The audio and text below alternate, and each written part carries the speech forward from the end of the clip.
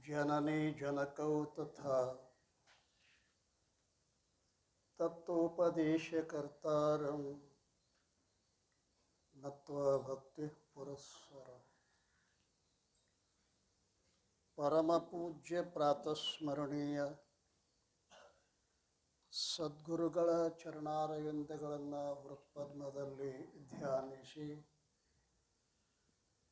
ಅದ್ವೈತ ಸಾರ್ವಭೌಮನ ಸಕಲ ಮತೋದ್ಧಾರಕ ಜಗದ್ಗುರು ಸಿದ್ಧಾರೂಢಪ್ಪನವರ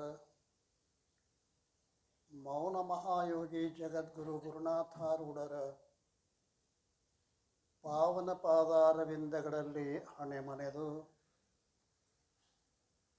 ಬ್ರಹ್ಮವಿದ್ಯಾ ಸಂಪ್ರದಾಯ ಕರ್ತೃಗಳಾದ ಸಮಸ್ತ ಋಷಿ ಮುನಿ ಸಂತ ಶರಣರ ಪಾದಾರವಿಂದಗಳಲ್ಲಿ ಅಭಿವಂದಿಸಿ ಗ್ರಂಥಕರ್ತರಾದ ಸಾಧು ಶ್ರೀ ನಿಶ್ಚಲದಾಸಜಿಯವರ ಚರಣಾರವಿಂದಗಳಲ್ಲಿ ಅಭಿವಂದಿಸಿ ತಮ್ಮೆಲ್ಲರಿಗೆ ಅನಂತ ಶರಣಾರ್ಥಿಗಳು. ಆತ್ಮೀಯರೇ, ಜಗದ್ಗುರು ಸಿದ್ಧಾರೂಢರ ಕೃಪಾಛತ್ರದಲ್ಲಿ ನಡೆದುಕೊಂಡು ಬಂದಿರುವಂತಹ 16ನೇ ವರ್ಷದ ಭಗವಚ್ಚಿಂತನ ಸಾಧನ ಶಿಬಿರದ ಪ್ರಸ್ತುತ ಚಿಂತನದ ವಿಷಯ ಶ್ರೀ ವಿಚಾರಸಾಗರ. ವಿಚಾರಸಾಗರದಲ್ಲಿ ಈ ಹಿಂದೆ ಜೋ ಸುಖ ನಿತ್ಯ ಪ್ರಕಾಶ ವಿಭು ನಾಮರೂಪ ಆಧಾರ ಮತಿ ನ ಲಖೈ ಜಿಹಿ ಮತಿ ಲಖೈ ಸೋಮೈ ಶುದ್ಧ ಅಪಾರ. 8 ಲಕ್ಷಣಗಳಿಂದ ಯುಕ್ತವಾದ ಯಾವ ಪರಬ್ರಹ್ಮ ಉಂಟು, ಪರಬ್ರಹ್ಮ ಚೈತನ್ಯಕ್ಕೆ ಕೆಲವು ಕಡೆ 5 ಲಕ್ಷಣಗಳನ್ನು ಹೇಳ್ತಾರೆ. ಸತ್ತು, ಚಿತ್ತು, ಆನಂದ, ನಿತ್ಯ, ಪೂರ್ಣ. ಕೆಲವು ಕಡೆ 3 ಲಕ್ಷಣಗಳನ್ನು ಹೇಳ್ತಾರೆ. ಸತ್ತು, ಚಿತ್ತು, ಆನಂದ. ಇವರಲ್ಲಿ 8 ಲಕ್ಷಣಗಳನ್ನು ಹೇಳ್ತಾ ಇದ್ದಾರೆ. 3-4ರಾಗ ಸಾಕಾಕಿತ್ತಲ್ರಿ, 8 ಲಕ್ಷಣಗಳನ್ನು ಯಾಕೆ ಹೇಳ್ತೀರಿ ಅಂತ ಬಹುತೇಕ ಕೆಲವು ಮಂದಿಗೆ ಸಂಶಯ ಬರಬಹುದು. ಬ್ರಹ್ಮದ ವಿಶಾಲ ವಿಚಾರವನ್ನು ಸಾಧಕರಿಗೆ ಮನಮುಟ್ಟುವ ಹಾಗೆ ಭಿನ್ನ ಭಿನ್ನವಾಗಿರ್ತಕ್ಕಂಥ 8 ಲಕ್ಷಣಗಳನ್ನು ನಾವು ಹೇಳಿಕೊಂಡು ಬಂತೀವಲ್ಲ, ಅಂತಹ 8 ಲಕ್ಷಣಯುಕ್ತವಾದ ಯಾವ ಪರಬ್ರಹ್ಮ ಉಂಟು ಅದೇ ನನ್ನ ಸ್ವರೂಪವಾಗಿರುತ್ತದೆ. ಸೋ ಮೈ ಓ, ಅದುವೇ ನಾನು ಇದ್ದೇನೆ. ಅದುವೇ ಅಂದರೆ ತತ್ಪದದ ಅರ್ಥರೂಪವಾದ ಈಶ್ವರ. ನಾನು ಅಂದರೆ ತೊಂಪದದ ಲಕ್ಷಾರ್ಥ ರೂಪವಾದ ಕೂಟಸ್ಥ. ಕೂಟಸ್ಥ ಚೈತನ್ಯವೇ ಬ್ರಹ್ಮ ಚೈತನ್ಯ, ಬ್ರಹ್ಮ ಚೈತನ್ಯವೇ ಕೂಟಸ್ಥ ಚೈತನ್ಯ. ಘಟಾಕಾಶವೇ ಮಹಾಕಾಶದ, ಮಹಾಕಾಶವೇ ಘಟಾಕಾಶದ. ಆ ಎರಡೂ ಹೆಂಗದಾವ ಅಂದ್ಕರೆ ಒಂದೇ ಅದಾವ. ಮಹಾಕಾಶ ಒಂದು ಬೇರೆ, ಘಟಾಕಾಶ ಒಂದು ಬೇರೆ ಇಲ್ಲ. ಬೇರೆ ಇಲ್ಲಂದ್ರೆ ಬ್ರಹ್ಮ ಅಂತ ಬಿಡಬೇಕಾಗಿತ್ತು. ಇದಕ್ಕೆ ಘಟಾಕಾಶತ್ತೆ ಯಾಕಂದ್ರಿ? ಬೇರೆ ಇಲ್ಲ ಅಂತೀರಲ್ಲ, ಹೆಸರು ಯಾಕೆ ಬೇರೆ ಬೇರೆ ಮಾಡ್ತೀರಿ ನೀವು? ಒಂದಕ್ಕೆ ಘಟಾಕಾಶ ಅಂದ್ರಿ, ಮತ್ತೊಂದಕ್ಕೆ ಮಹಾಕಾಶ ಅಂದ್ರಿ. ಯಾಕೆ ಅಂತ ಕೇಳಿದರೆ, ಯಾವ ಘಟ ಉಪಾದಿಯ ದಶೆಯಿಂದ ಆ ಮಹಾಕಾಶಕ್ಕನೇ ನಾವು ಘಟಾಕಾಶ ಅಂತ ಕರಿತೀವಿ. ಉಪಾಧಿ ಏನು ಮಾಡ್ತದ ಅಂತ ಕೇಳಿದರೆ, ಈ ಉಪಾಧಿ ನಮ್ಮ ಚಿತ್ತವನ್ನು ಸಾಣದಂತ ಅನ್ನಿಸ್ತದೆ. ಘಟಾಕಾಶ ಸಾಣದ, ಹೌದಲ್ರಿ? ಮಹಾಕಾಶ ದೊಡ್ಡದ. ಘಟಮಠ ಎರಡನ್ನು ಬಿರ್ಚಿದೊಡೆ ಅಂತೂ ದಿಟವಾಗಿಪ್ಪದು ಆಗಸವೆಂತು ನಿಜಗುಣ ಶಿವದು ಬರ್ತಾರೆ. ಈ ಘಟದ ಉಪಾದೇಶದಿಂದ ಇದಕ್ಕೆ ಘಟಾಕಾಶ ಅಂತ ಕರಿಬೇಕಾತು. ಮಠ ಉಪಾದೇಶದಿಂದ ಅದಕ್ಕೆ ಮಠಾಕಾಶ ಅನ್ಬೇಕು. ಘಟ ಉಪಾದೇಶದಿಂದ ಘಟಾಕಾಶ ಗೋಲ್ ಅಂತ ಅನ್ನಿಸ್ತದೆ. ಮಠ ಉಪಾದಿಯಿಂದ ಮಠಾಕಾಶ ಚೌಕ್ ಅಂತ ಅನ್ನಿಸ್ತದೆ. ಆಕಾಶ ಚೌಕ್ ಐತೋ ಏನೋ ಗೋಲ್ ಐತೋ? ಆಕಾಶ ಚೌಕನೂ ಇಲ್ಲ, ಗೋಲನೂ ಇಲ್ಲ. ಈ ಘಟ ಉಪಾದಿಯ ದಶೆಯಿಂದ ಘಟ ತನ್ನಗೆ ಒಳಗೆ ಬಂದಿರತಕ್ಕಂಥ ಆಕಾಶವನ್ನು ಘಟಾಕಾಶ ಅಂತ ಹೇಳಲ್ಪಟ್ಟಿತು. ಈ ಮಠದ ಒಳಗೆ ಇರ್ತಕ್ಕಂಥ ಆಕಾಶವನ್ನು ಯಾವುದು ಮಠಾಕಾಶ ಅಂತ ಹೇಳಲ್ಪಟ್ಟಿತು. ಎರಡು ಬೇರೆ ಬೇರೆ ಅಲ್ಲಪ್ಪ. ಯಾವುದು ಘಟಕಾಶ ಅಂತ ತಿಳ್ಕೊಂಡಿರಿ, ಯಾವುದು ಮಠಾಕಾಶ ಅಂತ ತಿಳ್ಕೊಂಡಿರಿ, ಅದು ಎರಡೂ ಒಂದೇ. ಹಂಗೆ ಘಟ ಮಠ ಎರಡಂ ಬಿರ್ಚಿದೊಡಂತು. ನಾವು ಉಪಾಧಿ ಮೇಲೆ ಲಕ್ಷ್ಯ ಹಾಕ್ತಾ ಇರ್ತೀವಿ. ಉಪಾಧಿ ನಮ್ಮನ್ನು ಏನು ಮಾಡ್ತದೆ? ಘಟಾಕಾಶ ಶಾಂತ ಅಂತ ಅನಿಸೋದಲ್ಲ. ಹಾಗೆ ಪ್ರತ್ಯೇಗಾತ್ಮ ಅಂತ ಅಂದ್ರೆ ಈ ಮೂರುವರೆ ಮರದ ಒಳಗದಾನ ಹಿಂಗೆ ಅನ್ನಿಸ್ತೈತಿ. ಪ್ರತ್ಯೇಗಾತ್ಮ ಅಂತ ನಾವು ಏನು ಅಂತೀವಲ್ಲ, ಅದು ಮೂರುವರೆ ಸೀಮಿತ ಇಲ್ಲ ಅದು ನೋಡಿ. ಮತ್ತು ಪ್ರತ್ಯೇಗಾತ್ಮ ಯಾಕೆ ಅಂತೀರಿ? ಬ್ರಹ್ಮಂತ ಅನ್ನಕ್ಕೆ ನಿಮ್ಮದೇನು ಗಂಟು ಹೋಗ್ತೈತಿ ಇಲ್ಲ. ಪ್ರತ್ಯಕ್ ಅಂದ್ರೆ ಏನು? ಅಂತಃಕರಣ ಉಪಾಧಿಯ ದೇಶದಿಂದ ನಾವು ಅದಕ್ಕೆ ಏನಂತ ಕರೆದೆವು? ಪ್ರತ್ಯಕ್ ಆತ್ಮ, ಪರಾತ್ಮ, ಪ್ರತ್ಯಕ್ ಆತ್ಮ. ಈ ಪ್ರತ್ಯೇಗಾತ್ಮ ಹ್ಯಾಂಗದಾನ ಅಂತ ಕೇಳ ಇವತ್ತು ಹೇಳ್ತಾ ಇದ್ದಾರೆ. ಅಬ್ಧಿಯಪಾರ ಸ್ವರೂಪ ಮಮ. ಯಾವುದನ್ನು ಈ ಕುರಿತು ಹೇಳಕತ್ತಾರೆ? ಪ್ರತ್ಯೇಗಾತ್ಮನ ಅಂತ ನಾವೇನು 8 ಲಕ್ಷಣಗಳ ಮೂಲಕವಾಗಿ ಹೇಳಿಕೊಂಡು ಬಂದಿದ್ದೀವಿ. ಸೋಮೈಹು ಅಂತೇನು ಹೇಳಿದ್ದೀವಲ್ಲ, ಅದು ಹ್ಯಾಂಗತಿ ಅಂತೀರ? ಅಬ್ಧಿಯಪಾರ ಸ್ವರೂಪ ಮಮ.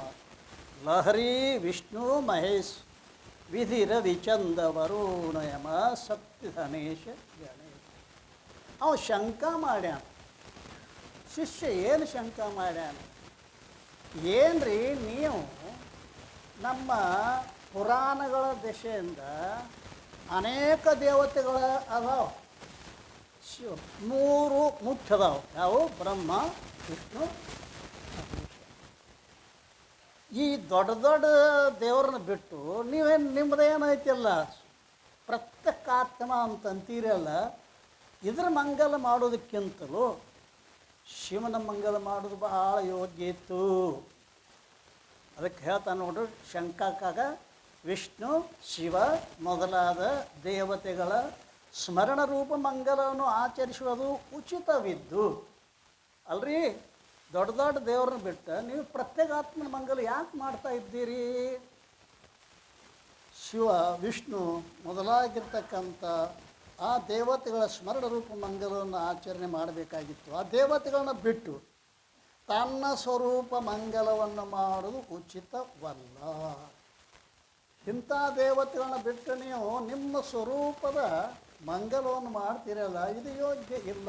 ಅಂದ್ರೆ ತಮ್ಮ ನನ್ನ ಪ್ರತ್ಯೇಗಾತ್ಮ ಹ್ಯಾಂಗೈತಿ ಮೊದಲು ತಿಳ್ಕೋ. ಅದನ್ನು ಪ್ರತ್ಯೇಗಾತ್ಮ ಹ್ಯಾಂಗತಿ? ಅಬ್ಧಿಯಪಾರ ಸ್ವರೂಪ ಮಮ. ನನ್ನ ಸ್ವರೂಪ ಅಪಾರ ಸಮುದ್ರದಂತೆ ವ್ಯಾಪಕವಾಗಿರುತ್ತದೆ. ಲಹರಿ ವಿಷ್ಣು ಮಹೇಶ್. ಆ ಸಮುದ್ರ ನನ್ನ ಸ್ವರೂಪ ಎಂಬ ಸಮುದ್ರದಲ್ಲಿ ಅವೇನು ವಿಷ್ಣು ಶಿವ ಮೊದಲಾಗಿರ್ತಕ್ಕಂಥ ದೇವತೆಗಳೇನು ಒಂದು ತೆರೆ ಸದೃಶ್ಯವಾಗಿದ್ದಾವೆ. ತೆರೆ ಏನು ಮಾಡ್ತದೆ ಅಂತಾರೆ? ಕೆಲವೊಂದು ಕಾಲದಲ್ಲಿ ಗಾಳಿ ಹೊಡೆತದಿಂದ ತಯಾರಾಗಿ ಹೊರಗೆ ಬರ್ತದೆ. ಆ ತೆರೆ ಶಾಶ್ವತವಾಗಿ ನಿಂದಿರ್ತದೆ. ಒಂದು ಸಮುದ್ರ ಶಾಶ್ವತದನು? ಸಮುದ್ರ ಶಾಶ್ವತದ. ತೆರೆಗಳೆಲ್ಲ ಏನದಾವ? ಅವು ಉತ್ಪತ್ತಿ ನಾಶ ಉಳ್ಳವುಗಳು ಆಗ್ಯಾವೆ. ಅದನ್ನು ಹೇಳ್ತಾ ಇದ್ದಾನಲ್ಲ, ಏನೋ ನನ್ನ ಸ್ವರೂಪವೆಂಬ ಸಾಗರದ ಲಹರಿ ತೆರೆಗಳು ಸದೃಶ್ಯವಾಗಿ. ಯಾರ್ಯಾರು? ವಿಷ್ಣು, ಮಹೇಶ, ವಿಧಿ, ರವಿ, ಚಂದ, ವರುಣ, ಯಮ, ಶಕ್ತಿ, ಧಾನೇಶಿ, ಗಣೇಶ್. ಹಬ್ಬ ಇವರೆಲ್ಲ ನಾವೇನು ಪುರಾಣಗಳ ಪ್ರಕಾರವಾಗಿ ಕೆಲವು ಮಂದಿಗೆ ಶಿವನೇ ಶ್ರೇಷ್ಠ ಅನ್ನಿಸ್ತದೆ, ಕೆಲವು ಮಂದಿಗೆ ಶಿವ ಶ್ರೇಷ್ಠ ಅಲ್ಲಪ್ಪ. ಈ ಜಗತ್ತಿನಲ್ಲಿ ಅನೇಕ ಏನು ಮಾಡ್ಯಾನ ಅವತಾರಗಳನ್ನು ಧಾರಣ ಮಾಡಿಕೊಂಡು ರಕ್ಷಣಾಕರ್ತ ಅಂತ ನಾವು ಏನು ತಿಳ್ಕೊಂಡಿದ್ದೀವಲ್ಲ, ಆ ವಿಷ್ಣು ಶ್ರೇಷ್ಠ ಅಂತ ಕೆಲವು ಮಂದಿ ವಿಷ್ಣು ಉಪಾಸನೆಯನ್ನು ಮಾಡ್ತಾರೆ. ಈ ರೀತಿ ಅನೇಕ ದೇವತೆಗಳು ನನ್ನ ಸಮುದ್ರದಂತೆ ಅಪಾರವಾಗಿರುತ್ತದೆ. ನನ್ನ ಸ್ವರೂಪ ಹೆಂಗದ ಪ್ರತ್ಯೇಗಾತ್ಮ ಸಮುದ್ರದಂತೆ ಅಪಾರ. ಸಮುದ್ರ ಅಂತಕ್ಕಂಥ ಉಪಮಾನ ಸರಿಯಿಲ್ಲ ಅಂತ ಟಿಪ್ಪಣಿಕಾರರ ನಮಗೆ ಸ್ವಲ್ಪ ಸೂಚನೆ ಮಾಡ್ತಾ ಇದ್ದಾರೆ. ಏನಂತಾನ ಟಿಪ್ಪಣಿ ಗೊತ್ತಾಯಿದೆ 33. ಯದ್ಯಪಿ ನೌಕೆಂದ ಸಮುದ್ರವನ್ನೇನೋ ದಾಟಲು ಸಾಧ್ಯವಿಲ್ಲ. ಅಪಾರ ಅನ್ನೋ ಶಬ್ದದ ಮೇಲೆ ಅವ ಹೇಳ್ತಾ ಇದ್ದಾನಲ್ಲ, ನೌಕೆಂದು ಸಮುದ್ರಕ್ಕೆ ನಿಮ್ಮ ಪ್ರತ್ಯೇಗಾತ್ಮಕ್ಕೆ ಏನು ಮಾಡ್ತೀರಿ ನೀವು? ಉಪಮಾನ ಕೊಡ್ತಾ ಇದ್ದೀರಿ. ಉಪಮಾನ ಉಪಮೇಯ. ಉಪಮಾನ ಪ್ರಮಾಣ ಅಂತ ಒಂದದ, ಅದ್ರಿ ಉಪಮಾನ ಪ್ರಮಾಣ ಅಂತ ಒಂದದ. ಹೇಗೆ ಅಂತ ಕೇಳಿದ್ರೆ ಅವ ಕೇಳ್ತಾ ಇದ್ದಾನೆ, ಈ ಗವಯ ಅನ್ನುವಂಥ ಪಶು ಹೆಂಗೈತಿ ಅಂತ ಕೇಳಿದ್ರೆ ಅವ ಏನಂತಾನ ಅಂತ ಕೇಳಿದ್ರೆ, ಗೋ ಸದೃಶ್ಯವಾಗಿ ಗವಯ ಇರುತ್ತದೆ. ಗೋ ಮತ್ತು ಗವಯಗಳಿಗೆ ಏನಂತಾರೆ ಉಪಮಾನ ಕೊಡ್ತಾನೆ. ಯಾವುದಕ್ಕೆ ಯಾವುದು ಉಪಮಾನ ಕೊಟ್ಟಾರೆ? ಗವಯ ಪಶುವಿಗೆ ಗೋವಿನ ಏನು ಕೊಟ್ಟಾರ? ಉಪಮಾನವನ್ನು ಕೊಟ್ಟಾರ. ಎಲ್ಲಿ ಉಪಮಾನ ಇರ್ತೈತಿ ಅಂತ ಕೇಳಿದ್ರೆ ಧರ್ಮಿ ಭಿನ್ನ ಆಗಿರಬೇಕು, ಧರ್ಮ ಸಮಾನ ಇರಬೇಕು, ಅಲ್ಲಿ ಉಪಮಾನವನ್ನು ಹೇಳ್ತದೈತೆ. ಗೋ ಅನ್ನೋ ಧರ್ಮಿ ಭಿನ್ನದ, ಗವಯ ಅನ್ನೋ ಧರ್ಮಿ ಭಿನ್ನದ, ಪರಂತು ಅವಯವ ರೂಪ ಏನದ ನೋಡ್ರಿ, ಆ ಗೋವನಲ್ಲಿ ಗವಯದಲ್ಲಿ ಇರ್ತಕ್ಕಂಥ ಅವಯವಗಳು ಏನದಾವ ಅಂದರೆ ಸಮಾನ ಅದಾವ. ಅದು 4 ಕಾಲ ಇದು 4 ಕಾಲ, ಅದು ಬಾಲ ಇದು ಬಾಲ, ಸಮಾನ ಎಲ್ಲಿರ್ತೈತಿ ಅಲ್ಲಿ ಉಪಮಾನ ಕೊಡ್ಲಿಕ್ಕೆ ಸಾಧ್ಯ ಅದ. ಆದ್ರೆ ನೀವು ಸಮುದ್ರ ಅಂತ ಹೇಳ್ತೀರಲ್ಲ, ಸಮುದ್ರವನ್ನು ದಾಟಲಾಕ ನೌಕೆಯಿಂದ ದಾಟಲಿಕ್ಕೆ ಸಾಧ್ಯವಿದೆ. ನೌಕೆಯಿಂದ ದಾಟ್ಲಿಕ್ಕೆ ಸಮುದ್ರ ಅಂತಂದ್ರೆ ದಾಟ್ಲಿಕ್ಕೆ ಅಪಾರ ಅಂತ ನೀವೇನು ತಿಳ್ಕೊಬೇಡ್ರಿ ಏನ್ರಿ. ಹಡಗಿನ ಮೂಲಕವಾಗಿ ಸಮುದ್ರವನ್ನು ದಾಟಲಾಕ ಬರ್ತೈತೆ ಅಂದ ಬಳಿಕ ಅಪಾರ ಅಂತ ಹೆಂಗಂತೀರಿ? ನಿಮ್ಮ ಆತ್ಮಸ್ವರೂಪಕ್ಕೆ ಸಮುದ್ರದ ಉಪಮಾನ ಕೊಡ್ತೀರಲ್ಲ. ಆದ್ದರಿಂದ ಸಮುದ್ರ ಉಪಮೇಯ. ಉಪಮಾನ ಉಪಮೇಯ ಅಂದರೆ ಯಾವುದು? ನಮ್ಮ ಸ್ವರೂಪ. ಉಪಮೇಯವಾದ ನಮ್ಮ ಸ್ವರೂಪ ಉಪಮಾನವಾಗಿರ್ತಕ್ಕಂಥ ಸಮುದ್ರ ಏನದ? ಸಮಾನವಾಗುವುದಿಲ್ಲ. ಮತ್ತು ಉಪಮಾ ಸಮಾನ ವಸ್ತುವಿನದ್ದೇ ಇರುತ್ತೆ. ವಸ್ತು ಆಗಬೇಕಲ್ಲ, ಏನೋ ಒಂದು ಸ್ವಲ್ಪ ಸಕಾರ ಕೆಳಗೆ ಸಕಾರ ಬರಬೇಕಲ್ಲ. ಟಿಪ್ಪಣಿ ಒಳಗೆ ಏನಂತಾನ ಇಲ್ಲಿ? ಉಪಮಾಯ ಯಾವಾಗಲೂ ಸಮಾನ ವಸ್ತುವಿದ್ದೇ ಇರುತ್ತದೆ. ಉಪಮಾನ ಕೊಡಬೇಕಾದ್ರೆ ಎರಡರಲ್ಲಿ ಸಮಾನ ಇರಬೇಕಾಗ್ತದೆ. ತಥಾಪಿ ಹಸ್ತಪಾದಾದಿ ಅಂಗಗಳ ಕ್ರಿಯೆಗಳಿಂದ ಸಮುದ್ರ ದಾಟಲಿಕ್ಕೆ ಆಗುವುದಿಲ್ಲ.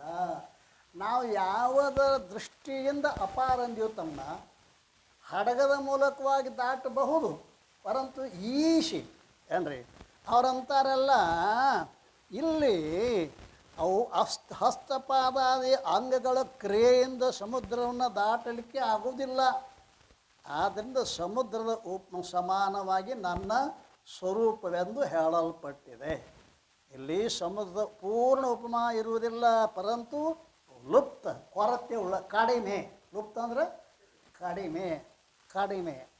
ಆದ್ದರಿಂದ ಇಲ್ಲಿ ಈ ಉಪಮಾನವನ್ನು ನಾವು ಯಾವ್ದಾರ ದೃಷ್ಟಾಂತ ಕೊಡಬೇಕಾಗಿತ್ತಂದ್ರೆ ದೃಷ್ಟಾಂತದ ಏಕದೇಶದಲ್ಲೇ ನಾವು ಅರ್ಥ ಮಾಡ್ಕೋಬೇಕು ವಿನಃ ಅದಲ್ಲ.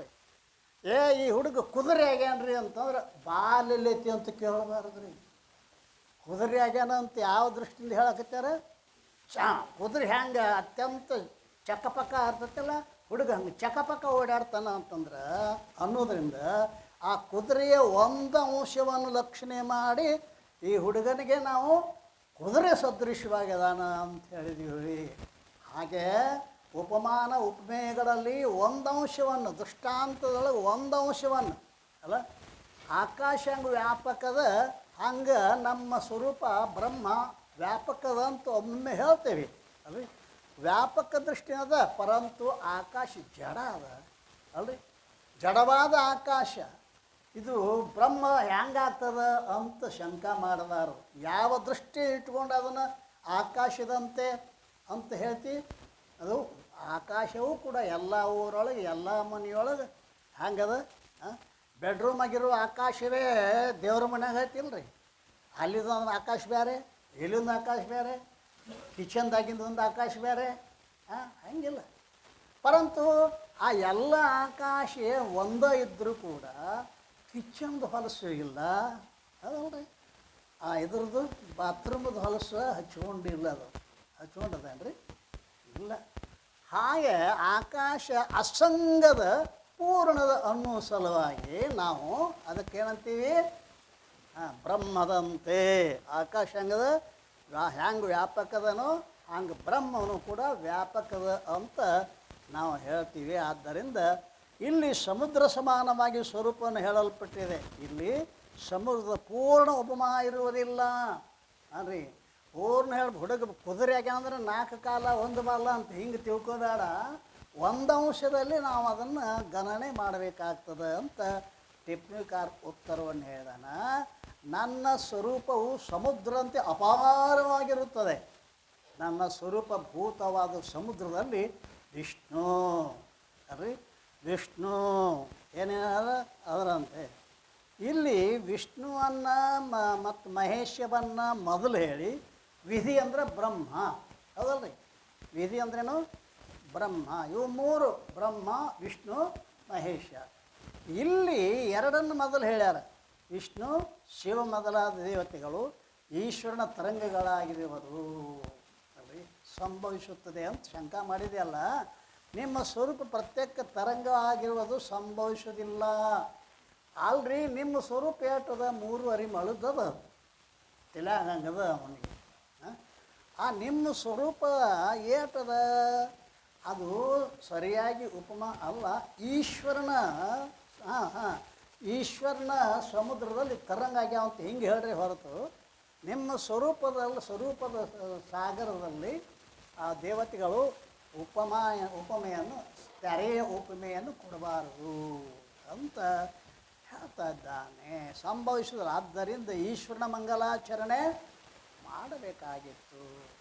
ನಮ್ಮಲ್ಲಿ ದೊಡ್ಡ ದೊಡ್ಡ ದೇವತೆಗಳು ರೀ 33 ಕೋಟಿ ಅಂತ ರೀ. ಎಷ್ಟದಾವ್ರಿ ದೇವತೆಗಳು? ಮತ್ತು ಇತ್ತೀಚೆಗೆ ಅವು ಬೇರೆ ಬೇರೆ ಬೇರೆ ಬೇರೆ ಮತ್ತು ಅವಕ್ಕೆ ಲೆಕ್ಕ ಇಲ್ಲ ದೇವತೆಗಳಿಗೆ. ಅನೇಕ ಯಾರ್ಯಾರಿಗೆ ಯಾವ್ಯಾವುದರಲ್ಲಿ ಪ್ರೀತಿ ಹುಡ್ತೈತಿ ಅದಕ್ಕೆ ಅವರೊಂದು ಹೆಸರಿಟ್ಟುಕೊಂಡು ಹೇಳ್ಕೊಂಡು ಬಂದಿದ್ದಾರೆ. ಅದು ಯಾವುದೋ ಊರೊಳಗೆ ಏನಾಗಿತ್ತು ಅಂತಂದ್ರೆ, ಒಬ್ಬ ಶಿಲ್ಪಿ ಅವ ಏನು ಮಾಡ್ತಿದ್ದ, ಮಣ್ಣಿನ ಮೂರ್ತಿಗಳನ್ನು ಮಾಡಿ ಚಂದ ಮೂರ್ತಿ ಮಾಡ್ತಿದ್ದ. ಅವ 4 ಮೂರ್ತಿ ಮಾಡಿಕೊಂಡು ಒಂದು ಬಜಾರಕ್ಕೆ ಮಾರಾಟಕ್ಕೆ ಬಂದ. ಶಿವ, ವಿಷ್ಣು, ಶಕ್ತಿ, ಗಣಪತಿ. ಎಷ್ಟಾದ್ರು? 4 ಮೂರ್ತಿಯ ಬಜಾರ್ದಾಗ ಇಟ್ಟಿದ್ದಲ್ಲ. ಶಿವನ ಉಪಾಸಕರಿಗೆ ಶಿವನೇ ಶ್ರೇಷ್ಠ ಅನ್ನಿಸ್ತದ ರೀ. ನನಗೆ ಆ ಶಿವನ ಮೂರ್ತಿನ ಕೊಡಪ್ಪ, ವಿಷ್ಣು ಬೇಡ. ಎಷ್ಟು ಹೇಳಿ? ಅದಕ್ಕೊಂದು 1000. ಇನ್ನೊಬ್ಬ ಬಂದ, ಶಿವನ ಅಂತ ಮಾಡ್ತೀರಿ, ಸುಡುಗಾಡ್ದ ಇರಾಮ, ನಮಗೆ ವಿಷ್ಣುಂದು ಪೂಜೆ ಮಾಡೋಕ್ಕೆ ವಿಷ್ಣುನ ಕೊಡ್ರಿ. ಆಯ್ತಪ್ಪ, ಎಷ್ಟು? ಅದಕ್ಕೂ 1000. ವಿಷ್ಣು ತಗೊಂಡ. ಮತ್ತೆ ಬಂದ, ಅಲ್ರಿ ಶಕ್ತಿ ದೇವಿಪುರಂದಾಗ ಓದ್ಯಾರಿಲ್ಲ, ಅಕ್ಕಿ ಮಂಚದ ಕಾಲ್ದಂಗೆ ದೇವತೆಗಳು ಅದಾವಂತ. ನೀವು ಇದನ್ನೆಲ್ಲ ಬಿಟ್ಟು ಈ ಈಶ್ವರ ಆ ವಿಷ್ಣು ಬಿಡ್ರಿ. ಶಕ್ತಿ ಭಾಳ ಶ್ರೇಷ್ಠದಾಳ. ಆ ಶಕ್ತಿಯ ಮೂರ್ತಿಯನ್ನು ತಗೊಂಡ. ಗಣಪತಿ ಅವ ಬಂದ. ಅಲ್ರಿ ಮೊಟ್ಟ ಮೊದಲ ಮಂಗಲ ಯಾರು ಮಾಡ್ತಾರೆ ಗೊತ್ತೈತೆ ನಿಮ್ಮ ಒಂದೇಟ? ಎಲ್ಲಿ ಶಿವ, ಎಲ್ಲಿ ವಿಷ್ಣು, ಎಲ್ಲಿ ಶಕ್ತಿ? ಆ ಗಣಪತಿನೇ ಶ್ರೇಷ್ಠದಾನ ಅಂತ. ಎಷ್ಟು ಗಣಪತಿ? ಅವನು 1000 ಅಂದವ. ತಗೋ. ನಾಲ್ಕು ಮೂರ್ತಿ ಊದಿಸುವಂತ ಮೆರೆಸುವಂತ ಅದು ಒಂದು ಕೂಟಕ್ಕೆ ಬಂದ್ರು ರೀ. 4 ರಸ್ತ ಕುಡಿರ್ತಾವಲ್ಲ. ಹಾಂ, ಈ ಕಡೆಯಿಂದ ಶಿವ ಬಂದ, ಈ ಕಡೆ ವಿಷ್ಣು ಬಂದ, ಈ ಕಡೆ ಶಕ್ತಿ ಬಂದ, ಆ ಕಡೆ ಗಣಪತಿ ಬಂದು ಕೂಡಲೇ ದಾರಿ ಬಿಡುವಲ್ರು. ನಮ್ಮನ್ನು ಶಿವನಿಗೆ ದಾರಿ ಬಿಡ್ರಿ. ನಮ್ಮ ವಿಷ್ಣು ಸಾಮಾನ್ಯ ಅದಾನು, ನಿಮ್ಮ ವಿಷ್ಣು ಶಿವನಿಗೆ ದಾರಿ ಬಿಡಾಕ ಸಾಧ್ಯ ಇಲ್ಲ. ಇವು 4 ನಾಮದೇವರು ಶ್ರೇಷ್ಠ ಅಂತ ಬಡದಾಟ ಚಾಲು ಆತ್ರಿ. ಎಷ್ಟು ಮಂದಿ ಹೇಳಿದ್ರು ಇವ್ರು ಕೇಳವಲ್ರಿ. ಮೂರ್ತಿ ಖರೀದಿ ಮಾಡಿರ್ತಕ್ಕಂಥ ಉಪಾಸಕರು ಕಡೆಗೆ ಇವು ಮಾರ್ಕೊಂಡು ಹೊಂಟಿದ್ದಲ್ಲ ಯಾವ ಶಿಲ್ಪಿ ಏನು ಗದ್ದಲ ನಾವು. ಯಪ್ಪ 4 ಮೂರ್ತಿ ತಂದಾರೆ, ನಾಮದೇವರು ಶ್ರೇಷ್ಠ ಅಂತ ಜಗಳಾಡಕೈತಾರೆ. ಅವಂದನ ಪೂಜೆ ಮಾಡೋಕೆ ಕೊಟ್ಟನು, ಜಗಳಾಡ್ಲಕ್ಕೆ ಕೊಟ್ಟಿಲ್ಲ. ಈ ಪೂಜೆ ಮಾಡೋಕೆ ಕೊಟ್ಟದನ್ನು ಜಗಳಾಡಕತ್ತಾರಂತ ನಾ ಬಗೆಹರಿಸ್ತೇನೆ ನಾವು. ಯಪ್ಪ ಯಾರು ಹೇಳಿ ಕೇಳವಲ್ರಿ ಅವ್ರು. ಸರಿ ಭಾಳ ಏನಪ್ಪ ನಿನ್ನ ಜಗಳ? ನಮ್ಮ ಶಿವನ ಶ್ರೇಷ್ಠದಾನ, ನಾವು ದಾರಿ ಬಿಡಂಗಿಲ್ಲ. ವಿಷ್ಣು ಶ್ರೇಷ್ಠದ, ನಾವು ದಾರಿ ಬಿಡಂಗಿಲ್ಲ. ಶಕ್ತಿ ಶ್ರೇಷ್ಠದ, ಗಣಪತಿ ಶ್ರೇಷ್ಠ. ಹೀಗೆ ತರ ನಿಮ್ಮ ಮೂರ್ತಿ ಅಂದವು. ಎಲ್ಲ ಮೂರ್ತಿ ತೊಗೊಂಡ, ದೊಡ್ಡ ಕಲ್ಲು ತೊಗೊಂಡ, ಏನ್ರಿ ಎಲ್ಲ ಇಟ್ಟು ಪುಡಿ ಮಾಡಿ ಕರೆದ. ತೋರಿ ಇದ್ರೊಳಗೆ ನಿಮ್ಮ ಶಿವನ ತಗೋರಿ, ಇದ್ರೊಳಗೆ ನಿಮ್ಮ ವಿಷ್ಣು ತಗೋರಿ, ಶಕ್ತಿನ ತಗೋರಿ, ಗಣಪತಿ ತಗೋರಿ. ಅವರೊಂದು ಹ್ಯಾಂಗೆ ತಗೋಬೇಕಪ್ಪ, ಎಲ್ಲ ಮಣ್ಣು ಮಾಡಿಟ್ಟದಿ ಅಂದವ. ಅದು ಮೊದಲು ಮಣ್ಣ ಇತ್ತು ಅಂದವ.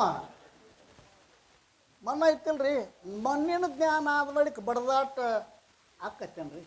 ನಮ್ದು ಹಣೆ ಬರ ಹಿಂಗಾಗ್ಯದ. ನಮ್ಮ ಹಣೆ ಬರ 18 ಗುಡಿ 18 ದೇವರು. ಅಯ್ಯೋ ದಿಕ್ಕು ತಪ್ಪೈತಿ. ಉಪಾಸಕರು ಏನು ಮಾಡ್ತಾರ, ತಮ್ಮ ದೇವರೇ ಶ್ರೇಷ್ಠ ಅಂತಾರಲ್ಲ. ಎಲ್ಲ ದೇವರಲ್ಲಿರ್ತಕ್ಕಂಥ ಚೈತನ್ಯ ಒಂದೇ ಅನ್ನೋದು ಗೊತ್ತಾದ ಬಳಿಕ ಜಗಳ ಹೊಕ್ಕತ್ತೆ ವಿನಃ ಅಲ್ಲಿ ತಕ್ಕ ಜಗಳ ಹೋಗುವುದಿಲ್ಲ.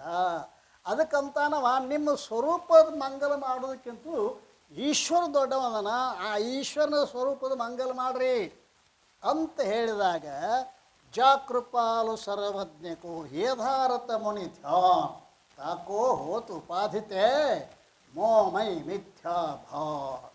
ಯಾವ ಕೃಪಾಳು ಸರ್ವಜ್ಞನೂ ಆದ ಈಶ್ವರನ ಧ್ಯಾನವನ್ನು ಮುನಿಗಳು ತಮ್ಮ ಹೃದಯದಲ್ಲಿ ಮಾಡುವರೋ ಆ ಈಶ್ವರನ ಭಾನವು ಮಾಯಾ ಉಪಾಧಿಯಿಂದ ರಜ್ಜುನಲ್ಲಿ ಸರ್ಪಾದಿಗಳ ಮತ್ತು ಸ್ವಪ್ನದಲ್ಲಿ ನಗರಾದಿಗಳ ಭಾನು ಹೇಗೆ ಆಗುವುದೋ ಹಾಗೆ ನನ್ನ ಸ್ವರೂಪ ಅಂದ್ರೆ ಪ್ರತ್ಯಕ್ ತತ್ವದಲ್ಲಿ ಈಶ್ವರನು ಮಿಥ್ಯರೂಪವಾಗಿಯೇ ತೋರುವನು. ಅಬ್ಬ, ಈಶ್ವರಿಗೆ ಮಿಥ್ಯ ಅಂದ್ಬಿಟ್ಟಳಪ್ಪ ಅವ. ಈಶ್ವರಿಗೆ ಮಿಥ್ಯ ಎಂಥ ಈಶ್ವರವ, ಏನು ಮಿಥ್ಯ ಅಂತಾನಲ್ಲ ಅಂತಂದ್ರೆ ಅದಕ್ಕೆ ಏನು ಹೇಳ್ತಾರೆ ಅಂತ ಕೇಳಿದ್ರೆ, ಈ ಮಾಯಾ ಉಪಾದಿಯಿಂದ ಏನು ಅದಾನಲ್ಲ ಅದು ಮಿಥ್ಯ ಅದ. ಹ್ಯಾಂಗ ರಜ್ಜುವಿನಲ್ಲಿ ಸರ್ಪದ ಬಾಣ ಆಗ್ತದ ಇಲ್ರಿ. ಸರ್ಪ ಏನು ಮಾಡ್ತದ ಅಂತ ಕೇಳಿ ಹೆದರಿಸ್ತದ. ಅಯ್ಯೋ ಅಂತ ಚೀರಾಡಕ್ಕೆ ಬರ್ರಿ ಅಂತಾನ. ಆದರೆ ಏನಾಗೈತೆ ಅಲ್ಲೇ ವಿಚಾರ ಮಾಡಿ ಬೆಳಕ ತಂದು ನೋಡಿದ್ರೊಳಗಾಗಿ ಸರ್ಪ ಇಲ್ಲ.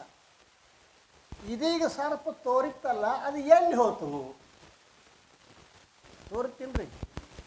ಈಗ ಆ ಸರ್ಪ ಎಲ್ಲಿ ಗುದ್ನ್ಯಾಗ ಹೋತು? ಆ ಸರ್ಪ ಎಲ್ಲಿ ಹೋತ್ರಿ? ಎಲ್ಲಿ ಹೋತದ ಸರ್ಪ? ಸರ್ಪ ಏನಾಯ್ತು ಅಂತಾರ, ಆ ಸರ್ಪಕ್ಕೆ ಕಾರಣವಾದ ಏನು ಅವಿದ್ಯೆ ಐತಲ್ಲ, ಆ ರಜ್ಜುವಿನ ಜ್ಞಾನ ಆ ಉಪಾಧಿಯಾಗಿರ್ತಕ್ಕಂಥ ಸರ್ಪದ ಅವಿದ್ಯೆಯನ್ನು ನಾಶ ಮಾಡಿತು. ಹೌದು, ನಾಶ ಮಾಡಿದ ಬಳಿಕ ಕಾರಣವೇ ನಾಶ ಆದ ಬಳಿಕ ಕಾರ್ಯ ಹೆಂಗೆ ಉಳಿತದೆ? ಯಾವುದು ಕಾರಣ? ಅವಿದ್ಯಾ ಕಾರಣ. ರಜ್ಜುವಿನಲ್ಲಿ ರಜ್ಜು ಅವಚ್ಚಿನ ಚೇತನ ಅಧಿಷ್ಠಾನದ, ರಜ್ಜು ಅಧಿಷ್ಠಾನ ಅಲ್ಲ. ರಜ್ಜು ಅವಚ್ಚಿನ ಚೇತನ ಏನದ, ಅದರ ಜ್ಞಾನ ಆದಾಗ ನಮಗೆ ಏನಾಗ್ತದೆ ಅಂತ ಕೇಳಿದ್ರೆ, ಆ ರಜ್ಜುವಿನಲ್ಲಿ ತೋರ್ತಕ್ಕಂಥ ಕಲ್ಪಿತ ಸರ್ಪ ಎಷ್ಟು ಧೈರ್ಯ ರೀ. ಈಶ್ವರನಿಗೆ ಕಲ್ಪಿತ ಅನ್ನಬೇಕಾಗಿತ್ತು ಅಂದ್ರೆ ನಿಮ್ಮ ಬಾಯಾಗ ಬರ್ಬೇಕದು. ಬಂದ್ರೆ ನೀವು ಸ್ವರೂಪ ಸ್ಥಿತಿ ಒಗದಿರಿ ಅಂತ ಅರ್ಥ ಆಗ್ತದೆ. ಎಲ್ಲಿ ಈಶ್ವರ ಕೈಲಾಸದಾಗ ಅಂತಾರೆ. ಏನೋ ಈಶ್ವರ ನೀ ಅದೇ ಅಂದ್ರೆ ಪಾರ್ವತಿ ನಿನಗೇನಾದಲೋ ಇಂಥ ಕಂಪ್ನಿ ಕೆಲವು ಅದಾವ್ರಿ ಅಲ್ಲ.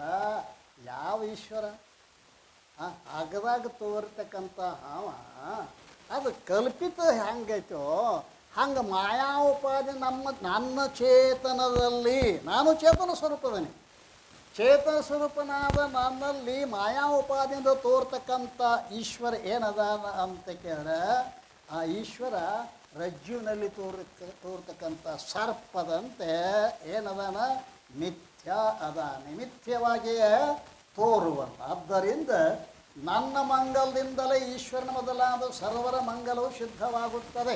ಅದಲ್ಲ, ಮಣ್ಣಿನ ಜ್ಞಾನ ಆದ ಬಳಿಕ ಆ ಶಿವ ವಿಷ್ಣು ಯಾಕಡೆ ಆದರು, ಅವರು ಬರ್ದಾಡಕ್ಕೆ ಹಚ್ಚಿದ್ರು ಇಲ್ಲ. ಮಣ್ಣಿನ ಜ್ಞಾನ ಅದಕ್ಕೆ ಶಿವ ವಿಷ್ಣು ಶಕ್ತಿ ಗಣಪತಿ ಯಾಕಡೆ ಹೋದ್ರು, ಮಿಥ್ಯ ಅಂತ ನಿಶ್ಚಯ ಅದು ಹೇಳಿ ಹೋಗಿಲ್ಲ ಅವರು.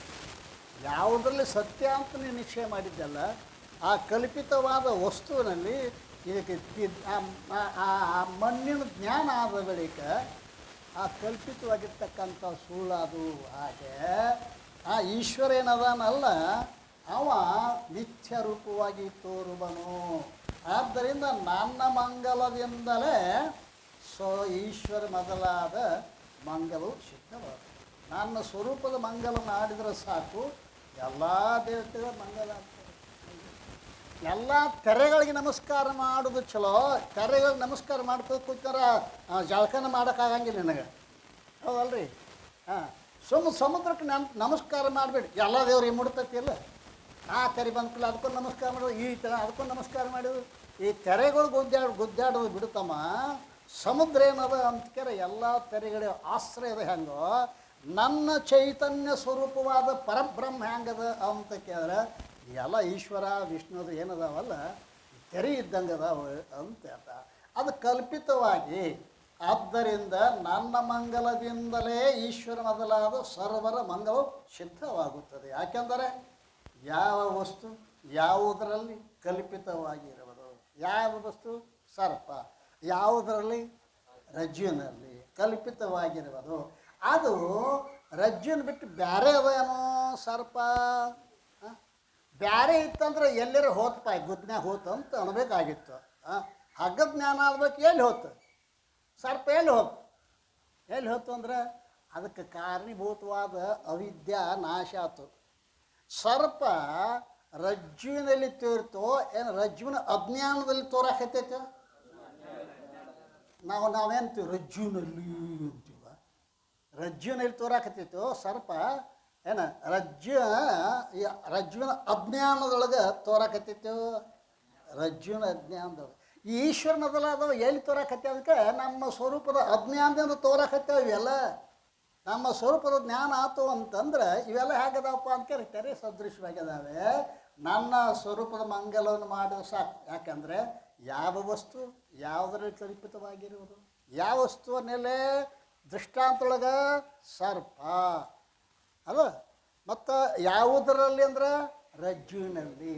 ಸಿದ್ಧಾಂತಕ್ಕೆ ನಾವು ಹೋದೆವು ಅಂತಂದರೆ ಯಾವ ವಸ್ತು ವಿಷ್ಣು ಮೊದಲಾದ ವಸ್ತುಗಳು ಯಾವುದರಲ್ಲಿ ನನ್ನ ಚೇತನ ರೂಪ ಸ್ವರೂಪದಲ್ಲಿ ಹೆಂಗದಾವ ಅಂತ ಕೇಳಿದ್ರೆ ಅದು ಬಿಟ್ಟು ಬೇರೆ ಇಲ್ಲವು, ಅದಲ್ರಿ, ಅಂದ್ಬಿಟ್ಟು ಬೇರೆ ಇಲ್ಲ. ಅದು ಅಧಿಷ್ಠಾನದ ಸ್ವರೂಪವೇ. ಕಲ್ಪಿತ ವಸ್ತು ಅಧಿಷ್ಠಾನಕ್ಕೊಂದು ಸತ್ತು, ಕಲ್ಪಿತ ವಸ್ತುಗೊಂದು ಸತ್ತು, ಎರಡದಾವನು ಇರುತ್ತದೆ ಅಂತ ಎರಡು ಕಡೆ ಅಂದೀವಿ. ಹಾವು ಇರುತ್ತದೆ ಅಂದೀವಿ, ಹಗ್ಗ ಇರುತ್ತದೆ ಅಂದವು.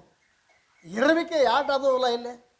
ಹಗ್ಗದ ಇರುವಿಕೆ ಒಂದು, ಹಾವು ಐತಿ ಅಂದ್ರೆ ಇಲ್ಲ, ಐತಿ ಅಂದ್ರೆ ಅಸ್ತಿತ್ವ, ಐತಿ ಅಂದ್ರೆ ಇರುವಿಕೆ, ಹೌದಲ್ರಿ?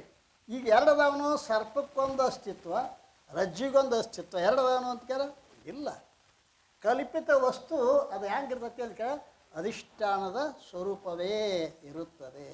ಎಲ್ಲಿ ಹೋತು ಅಂತ ಕೇಳಿದ್ರೆ ಸರ್ಪ ಎಲ್ಲಿ ಹೋತು ಅಂತ ಕೇಳಿದ್ರೆ ತನ್ನ ಉಪಾಧಿಯನ್ನು ಕಳ್ಕೊಂಡ ಬಳಿಕ ಯಾವ ರಜ್ಜುವಚ್ಚನ ಚೇತನದಲ್ಲಿ ಅದೇನಾಯಿತು, ಅದಕ್ಕಿಂತ ಭಿನ್ನವಾದಕ್ಕೆ ಸತ್ತ ಇಲ್ಲ. ಹೆಂಗೋ ಈ ಈಶ್ವರ ಮೊದಲಾದವುಗಳು ಏನದಾವಲ್ಲ ನನ್ನ ಸ್ವರೂಪಕ್ಕಿಂತ ಭಿನ್ನವಾದ ಸತ್ತ ಇಲ್ಲ ಅಂತ ಹೇಳ್ತಾ ಇದ್ದಾನೆ. ಆದ್ದರಿಂದ ನನ್ನದೇ ಮಂಗಲ ಮಾಡುವುದು ಯೋಗ್ಯವಾಗಿರುತ್ತದೆ.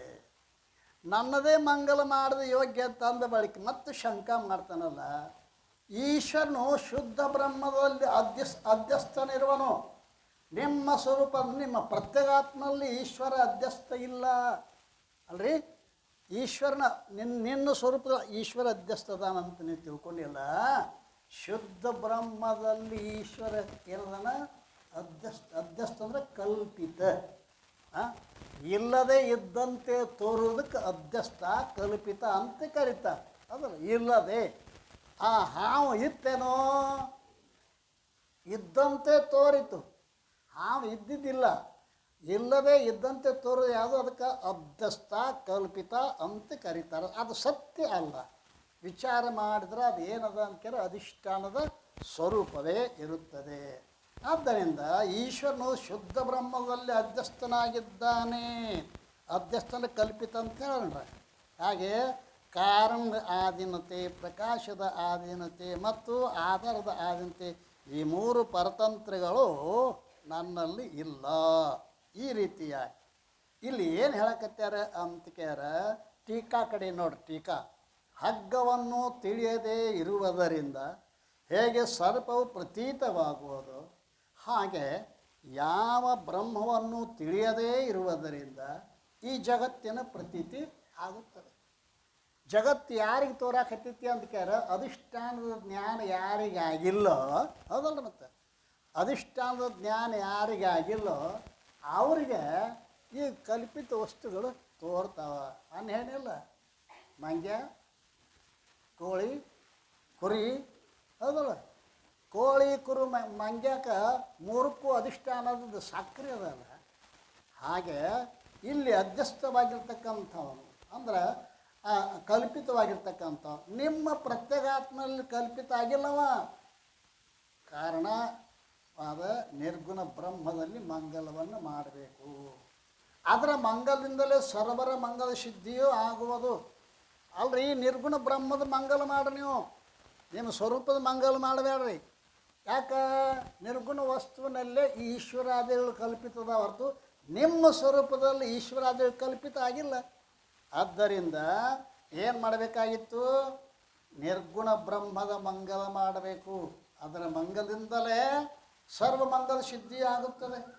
ನಿನ್ನ ಮಂಗಲ ಮಾಡುವುದ್ರೆ ಇದಕ್ಕೆ ಆಗುವುದಿಲ್ಲ. ಅದಕ್ಕೆ ಸಮಾಧಾನ ಹೇಳ್ತಾ ಇದ್ದಾರೆ. ತಮ್ಮ ಕೇವ ಹೊಯ್ಜಿಹಿ ಜಾನೈ ಬಿನ್ ಜಗತ್ ಮನಹು ಜೇವರಿ ಸಾ ನಸೈಭು ಜಗ ಜಗ ಜಿಹೀಲ ಹೈ ಸೋಹಂ ಆಪೆ ಆಪ್.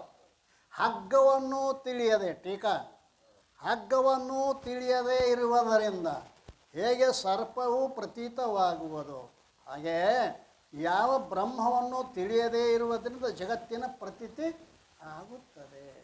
ಇಲ್ಲೆಲ್ಲ ಗಂಡ ಹೆಣ್ಣ ಅದು ಇದು ಅಂತೀವಲ್ಲ, ಅದೇನು ಕಲ್ಪಿತ, ಅವೆಲ್ಲ ಕಲ್ಪಿತ ಅದ.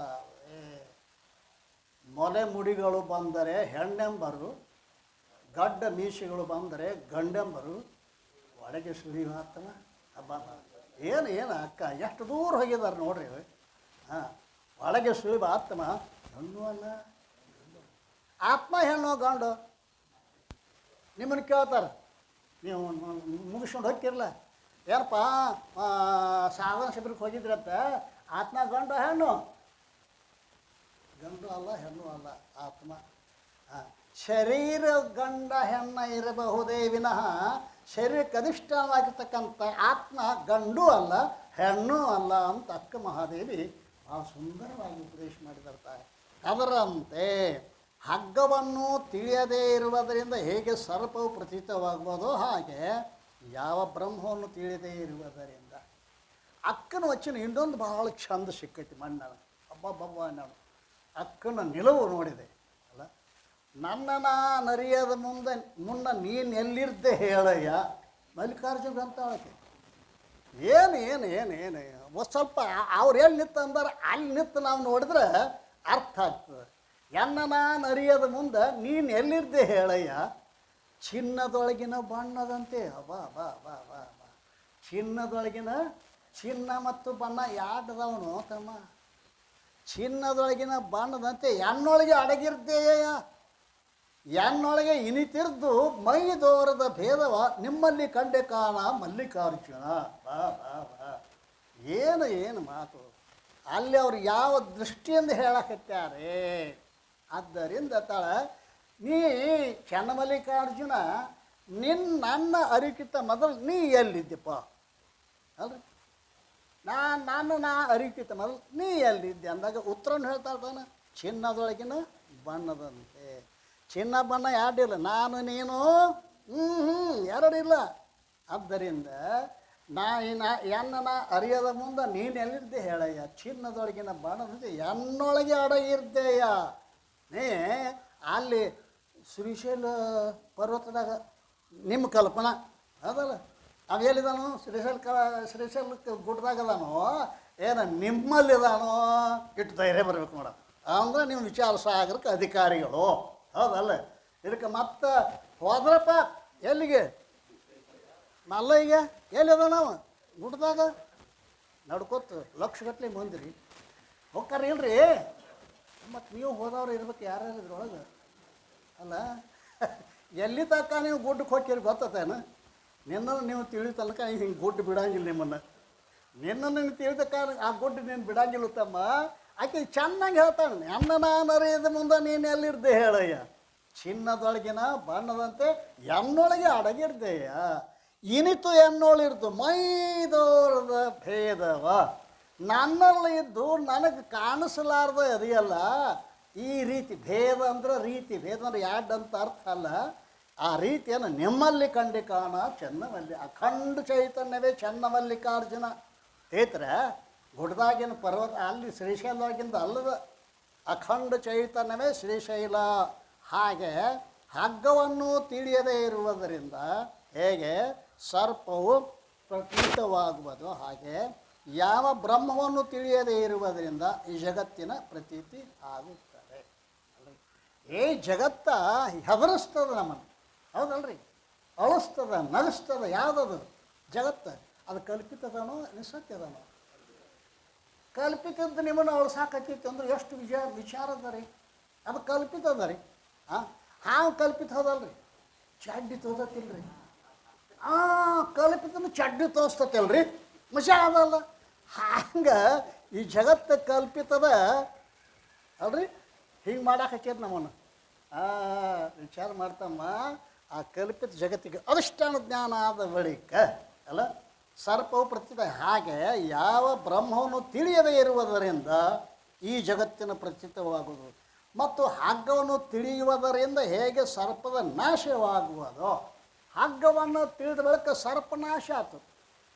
ಸರ್ಪನಾಶ ಆಗ್ಬೇಕಾದ್ರೆ ಸರ್ಪಕ್ಕೆ ಕಾರಣವಾದ ಅಜ್ಞಾನ ನಾಶ ಆಯ್ತು. ಕಾರಣ ನಾಶ ಆದಾಗನ ಕಾರ್ಯನಾಶ ಆಕತಿ ವಿನಃ ಕಾರಣ ಇಟ್ಕೊಂಡು ಅಂದ್ರೆ ಅಲ್ಲಿ ತಕ್ಕ ಹಾವು ಇರುವುದನ್ನ ಅದು ಅಲ್ಲ. ಹಾವು ಹೋಗ್ಬೇಕಾಗಿತ್ತಾರೆ ಹಗ್ಗದ ಜ್ಞಾನ ಮಾಡ್ಕೊ. ಹಗ್ಗದ ಜ್ಞಾನದಿಂದ ಆ ಸರ್ಪಕ್ಕೆ ಉಪಾದಾನ ಕಾರಣವಾದ ಅವಿದ್ಯೆ ನಾಶ ಆಕತಿ.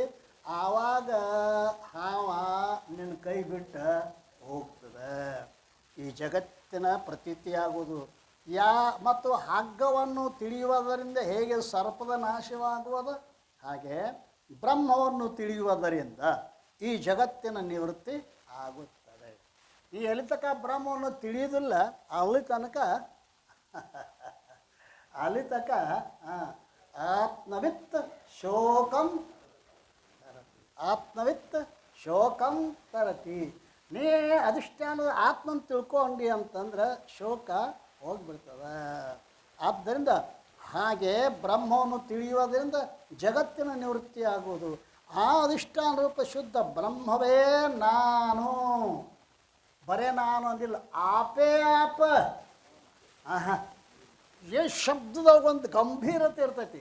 ಬರೇ ನಾನು ಅಲ್ಲ, ಆಪೇ ಆಪ್, ನಾನೇ ನಾನು. ಅಬ್ಬಾ ಏನು ನಿಶ್ಚಲಾಸ, ಏನು ಮಾತಾಡ್ತಾನೆ ಪುಣ್ಯಾತ್ಮ. ಅದು ನಾನೇ ನಾನು ಬ್ರಹ್ಮ. ಆ ಜಗತ್ತಿನ ನಿವೃತ್ತಿ ಆಗೋದು ಆ ಅಧಿಷ್ಠಾನ ರೂಪ ಶುದ್ಧ ಬ್ರಹ್ಮವು ನಾನೇ ಆಗಿದೆ. ಆಪೇ ಆಪ್ ಅಂದರೆ ನಾನೇ ನಾನು ಅನ್ನುವುದರಿಂದ. ನಾನೇ ಅನ್ನುವುದರಿಂದ 3 ಪ್ರಕಾರದ ಭೇದ ಇಲ್ಲ ಮತ್ತು 3 ಪ್ರಕಾರದ ಆಧೀನತೆಯೂ ಇಲ್ಲ. ಇಲ್ಲಿ ಸ್ವಲ್ಪ ತಿಳ್ಕೊಳ್ಬೇಕಾದ ವಿಚಾರ ಅದ. ಏನಂತಾನ ಅಂತ ಕೇಳಿದ್ರೆ, ನಾನೇ ನಾನು ಅನ್ನುವುದರಿಂದ ಅಂಶಿ ಭಾವ ಅಲ್ರಿ. ಈ ಭಾವನಾಗಿನ ಒಂದು ಕೊಡ ನೀರು ತುಂಬ್ಕೊಂಡು ಬರ್ತೀವಿ ತಿಳ್ಕೊರಿ. ಆ ಕೊಡದಾಗಿ ನೀರ ಔಷಿ, ಬಾಯಾಗಿಂದು ಔಷಿ. ಹಾಗೆ ಆ ಬ್ರಹ್ಮ ಔಷಿ, ನಾನು ಅಂಶ ಅಲ್ಲ ಆಪೇ ಆಪ. ಅಬ್ಬ ಹಂಗದ ಅವ ಔಷಿ, ನಾನು ಅಂಶ ಅಂತ ತಿಳ್ಕೊಂಡು ಅಂಶಿ ಭೇದ ಭಾವ ಅಥವಾ ವಿಕಾರಿ ಭಾವ. ಅನ್ನ ಅಕ್ಕಿಯ ವಿಕಾರವೇ ಅನ್ನ, ಹೌದಲ್ರಿ?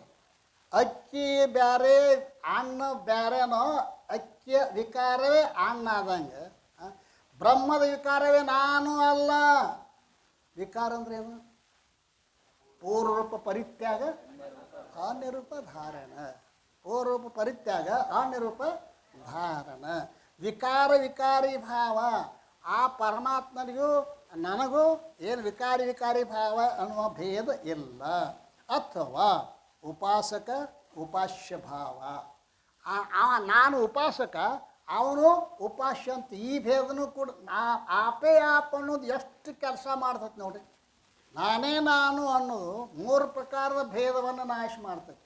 ಇನ್ನು 3 ಪ್ರಕಾರ ಆಧೀನತ ಅದು ಕೂಡ ಇಲ್ಲಿ ಟಿಪ್ಪಣಿ ಒಳಗೆ ಹೇಳ್ತಾ ಇದ್ದಾನೆ ನೋಡ್ರಿ.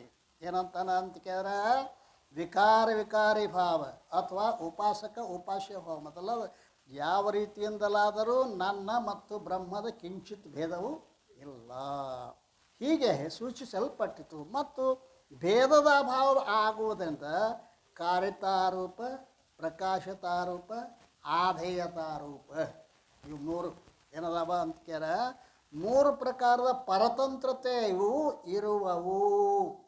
3 ಪ್ರಕಾರದ ಪರತಂತ್ರತೆ ಯಾವ ರೀತಿ ಪರತಂತ್ರತೆ ಐತಿ ಅಂತ ಕೇಳಿದ್ರೆ, ಕಾರ್ಯತಾರೂಪ ಪರತಂತ್ರತೆ. ಕಾರಣವನ್ನು ಬಿಟ್ಟು ಕಾರ್ಯತ, ಹೌದಲ್ರಿ? ಕಾರಣ ಆಧೀನದಲ್ಲಿ ಕಾರ್ಯ ಇರ್ತೈತಿ. ಅದು ಕಾರ್ಯದ ಆಧೀನದಲ್ಲಿ, ಕಾರಣದ ಆಧೀನದಲ್ಲಿ ಕಾರ್ಯ ಇರ್ತದೆ. ಪ್ರಕಾಶತಾರೂಪ ಪ್ರಕಾಶ, ಅದಲ್ರಿ? ಈ ಪ್ರಕಾಶ ಅದು ಬೇರೆ ಬೇರೆ ಅದಾವೇನೋ ಅಂತ ಕೇಳ ಬೇರೆ ಬೇರೆ ಇಲ್ಲ. ಪ್ರಕಾಶತಾರೂಪ, ಆಧೇಯತಾರೂಪ ಅಂದ್ರೇನು? 3 ಪ್ರಕಾರದ ಪರತಂತ್ರ. ಕಾರ್ಯವು ಕಾರಣದ ಆಧೀನತೆ, ಪರತಂತ್ರ ಅಂತಿಲ್ಲದು. ಕಾರ್ಯವು ಕಾರಣದ ಪ್ರಕಾಶವು ಪ್ರಕಾಶಕದ ಆಧೀನತೆ. ಪ್ರಕಾಶವು ಪ್ರಕಾಶಕದ ಆಧೀನ. ಆಧೇಯವು ಆಧಾರದ ಆಧೀನ. ಆಧಾರವಾ ಬ್ರಹ್ಮ ಆಧೇಯಿ ಮಾಯೆ. ಈ ರೀತಿ ಪರತಂತ್ರತೆ ಆಪೇ ಆಪ್ ಅನ್ನುವುದರಿಂದ ಇದು ತಿಳಿಯಾಗಿರ ನಮಗೆ. ಆಪೇ ಆಪ್ ಈ ಶಬ್ದದೊಳಗೆ ಎಷ್ಟು ಸಾಮರ್ಥ್ಯದ ಅಂತ ಕೇಳ 3 ಪ್ರಕಾರದ ಭೇದವೂ ನನಗೂ ಬ್ರಹ್ಮನಿಗೂ 3 ಪ್ರಕಾರ ಭೇದವೂ ಇಲ್ಲ. ನನಗೂ ಬ್ರಹ್ಮನಿಗೆ 3 ಪ್ರಕಾರದ ಆಧೇಯತ ಕೂಡ ಇಲ್ಲ ಅಂತ ಹೇಳ್ತಾ ಇದ್ದಾರೆ. ಪ್ರಕಾಶತಾರೂಪ ಮತ್ತು ಆಧೇಯತಾರೂಪವಾಗಿರುವ 3 ಪ್ರಕಾರದ ಪರತಂತ್ರತೆಯು ಇರುವವು. ನಾನು ಅವುಗಳಿಂದ ರಹಿತವಾಗಿರು. 3 ಪ್ರಕಾರ ನನಗೂ ಬ್ರಹ್ಮಕ್ಕೂ 3 ಪ್ರಕಾರದ ಪರತಂತ್ರತೆ ಇಲ್ಲ. ಇದನ್ನು ಕೂಡ ಸೂಚಿಸಲ್ಪಟ್ಟಿತು. ಆದ್ದರಿಂದ ನನ್ನ ಮಂಗಲವೇ ಶುದ್ಧ ಬ್ರಹ್ಮದ ಮಂಗಲ. ನನ್ನ ಸ್ವರೂಪದ ಮಂಗಲವೇ ಶುದ್ಧ ಬ್ರಹ್ಮದ ಮಂಗಲ. ಮತ್ತೊಂದು ಶಂಕ ಮಾಡ್ತಾನೆ. ನಿಮ್ಮ ಪರಂಪರಾ ಗುರುಗಳಾದ ದಾದೂಜಿ, ಗುರುಗಳ ನೆನಪಾಯ್ತಿಲ್ಲ ನಿಮಗೆ? ಕೇಳ್ತಾನ, ಗುರುಗಳದರ ಮಂಗಲ ಮಾಡ್ಬೇಕಿಲ್ರಿ ನೀನು? ಬರೀ ನನ್ನ ಸ್ವರೂಪ ಗೊತ್ತಿಲ್ಲ. ನಿಮ್ಮ ಪರಂಪರಾ ಗುರುಗಳಾದ ಅರೆ ನಿಶ್ಚಲ್ ದಾಸರ ಗುರುಗಳು ಯಾರು? ದಾದೂಜಿ. ಅದರಲ್ಲಿ ಇಲ್ಲಿ ನೆನಪು ಮಾಡ್ತಾನಲ್ಲ, ನಿಮ್ಮ ಪರಂಪರಾ ಗುರುಗಳಾದ ದಾದೂಜಿಯವರ ಸಂಪ್ರದಾಯ ಇಷ್ಟ ದೇವತೆಯಾದ ಶ್ರೀರಾಮಜಿಯನ್ನಾದರೂ ನಮಸ್ಕಾರ ಮಂಗಲ ಮಾಡಬೇಕಾಗಿತ್ತು. ಇದಕ್ಕೆ ಸಮಾಧಾನ. ಅದಕ್ಕೆ ಈ ಪ್ರಶ್ನೆಗೆ ಏನು ಹೇಳ್ತಾರೆ ಅಂತ ಕೇಳಿದ್ರೆ, ಗುರುವಿನ ಬಿಟ್ಟು ನೀವು ನಿಮ್ಮ ಸ್ವರೂಪದ ಮಂಗಲ ಯಾಕೆ ಮಾಡ್ತೀರಿ ಅಂತ ಕೇಳ, ಬೋಧ ಚಾಹಿ ಜಾಕೋ ಸುಕೃತಿ ಭಜತ ರಾಮ ನಿಷ್ಕಾಮ್ ಸೋ ಮೇರು ಹೈ ಆತ್ಮ ಕಾಕು ಕರೆ. ಯಾರಿಗೆ ನಮಸ್ಕಾರ ಮಾಡಲಿ ಅಂತ ನಾವು ಎಷ್ಟು ಧೈರ್ಯ ಅದ ನೋಡ್ರಿ. ಯಾರಿಗೆ ನಮಸ್ಕಾರ ಮಾಡಲಿ? ಟೀಕಾ ಆತಾನ. ಪುಣ್ಯ ಪುರುಷರು ಜ್ಞಾನದ ಇಚ್ಛೆಯಿಂದ ಯಾವ ಶ್ರೀರಾಮಚಂದ್ರ ನಿಷ್ಕಾಮವಾಗಿ ಭಜಿಸುವರೋ ಆ ಶ್ರೀರಾಮಜಿಯವರು ನನ್ನ ಆತ್ಮಸ್ವರೂಪರು.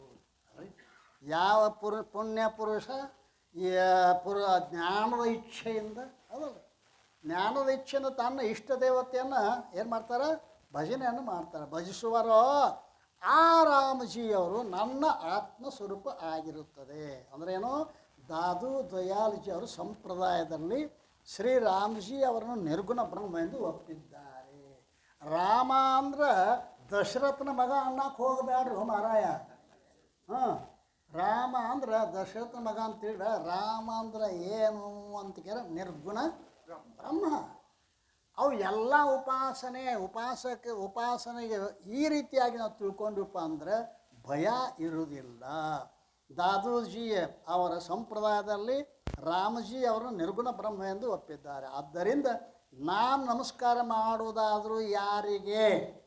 ನೋಡಿ, ಆ ಸದ್ಗುರು ತನ್ನ ಮೊದಲರಿಯುವುದು ಅಂತ ಬಹುಶಃ ಪರಮಾರ್ಥಿತೊಳಗೆ ಬಂದಿರಬೇಕಲ್ಲ.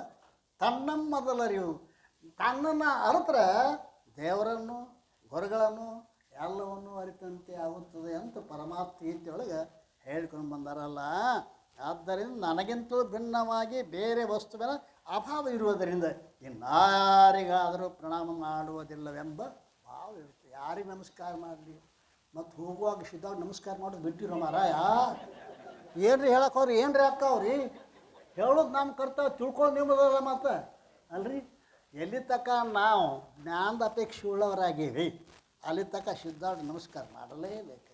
ನಿನಗೆ ಜ್ಞಾನ ಆದ್ಮೇಲೆ ಆ ಸಿದ್ಧಾರ್ಢನೇ ಹೌದಲ್ರಿ, ಆ ಸಿದ್ಧಾರ್ಢನೇ ನಾನು ಅಂತ ಜ್ಞಾನ ಆದ ಬಳಿಕ ಮತ್ತು ನಮ್ಮ 3 ಮಂದಿ ಯಾವಾಗಲೂ ಪೂಜ್ಯರೇ ಅದ. ಗುರು, ವೇದ, ಇನ್ನೊಂದು ಯಾವುದು?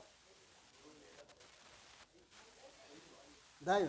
ಗುರು, ವೇದ, ಇವು 3 ಏನಿದಾವೆ ಯಾವಾಗಲೂ ನೀ ಜ್ಞಾನಕ್ಕಿಂತ ಮೊದಲು ಪೂಜ್ಯವೇ. ಜ್ಞಾನ ಆದ ಬಳಿಕನು ಯಾರಿಗೆ ಯಾಕೆ ನಮಸ್ಕಾರ ಮಾಡೋದು? ಶಟ್ರ್ ಹೋಗ್ಬೇಡೋ ಮಾರಾಯ. ಅವ್ರ ಗುರಿ ಎಲ್ಲದ ಅಂತ ತಿಳ್ಕೊಪ್ಪ. ಆದ್ದರಿಂದ ಅಥವಾ ಯಾವ ಬ್ರಹ್ಮದ ಜ್ಞಾನದ ಇಚ್ಛೆಯಿಂದ ಪುಣ್ಯ ಪುರುಷರು ಶ್ರೀರಾಮಜಿ ಅವರನ್ನು ನಿಷ್ಕಾಮ ಭಜಿಸುವಾರೋ ಆ ಪರಬ್ರಹ್ಮವು ನನ್ನ ಆತ್ಮಸ್ವರೂಪವಾಗಿದೆ ಅಲ್ಲ. ಜ್ಞಾನ ಇಚ್ಛೆಯನ್ನು ಮಾಡ್ತಕ್ಕಂಥ ಮನುಷ್ಯ ಏನು ಮಾಡಬೇಕು ಅಂತ ಕೇಳ ನಿಷ್ಕಾಮನೆಯಿಂದ ಭಜನೆ ಮಾಡಬೇಕು. ಕಾಮನೆ ಇಟ್ಕೊಂಡ್ರೆ ನೀವು ಜ್ಞಾನದ ಪೈಕಿ ಅಲ್ಲ. ಹೌದಲ್ಲ? ಜ್ಞಾನದ ಪೈಕಿ ಅಲ್ಲ. ಅಂಗಡಿಯಾಗಿನ ಸಾಮಾನು ಖರೀದಿ ಮಾಡೋ ಶಾಣೆನು, ಅಂಗಡಿ ಮಾಲಕನ ಖರೀದಿ ಮಾಡೋ ಶಾಣೆನು. ನಿಮ್ಮ ಕಡೆ ಹೆಂಗದ? ಅಂಗಡಿ ಮಾಲಕನ ಖರೀದಿ ಮಾಡ್ರೆ ಅಂಗಡಿಯಿಂದನೋ ಜಗತ್ತಿನ ಅಧಿಷ್ಠಾನರೂಪ ಪರಮಾತ್ಮ ಖರೀದಿ ಮಾಡೋ. ನಾ ಮಣ್ಣ ನಿನ್ನ ಕಾಲಕ್ಕೆ ಬಂದು ಹುಳ್ಯಾಡ್ತಾವೋ ಅವೆಲ್ಲ. ಆದ್ದರಿಂದ ಅಥವಾ ಯಾವ ಪರಬ್ರಹ್ಮದ ಜ್ಞಾನದ ಇಚ್ಛೆಯಿಂದ ಪುಣ್ಯ ಪುರುಷರು ರಾಮಜಿ ಅವರನ್ನು ನಿಷ್ಕಾಮವಾಗಿ ಬಯಸುವರೋ ಆ ಪರಬ್ರಹ್ಮವು ಅದಲ್ಲ ನನ್ನ. ರಾಮಜಿ ಅಂದರೆ ಪರಬ್ರಹ್ಮ. ಮತ್ತು ಅಯೋಧ್ಯಾದೊಳಗಿನ ರಾಮಜಿ ಅಂದಿಗಿದ್ದೀರಿ ಹಂಗೆ ತಿಳ್ಕೊಂಡಿನ್ರಿ.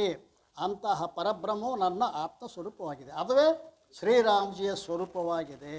ನಿರ್ಗುಣ ಬ್ರಹ್ಮವೇ ಆ ಶ್ರೀರಾಮನ ಸ್ವರೂಪ, ನಿರ್ಗುಣ ಬ್ರಹ್ಮವೇ ನನ್ನ ಪ್ರತ್ಯಕ್ ಆತ್ಮಸ್ವರೂಪ.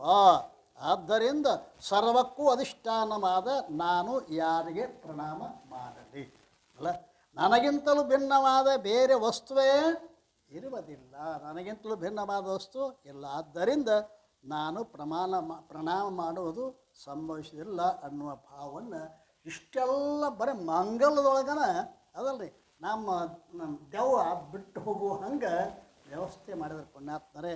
ಇತಿ ಶ್ರೀ ವಿಚಾರ ಸಾಗರ ಮಂಗಲದ 5 ದೋಹಗಳು ಟೀಕಾರ್ಥ ಸಂಪೂರ್ಣ. ಸದ್ಗುರುನಾಥ ಮಹಾರಾಜ್.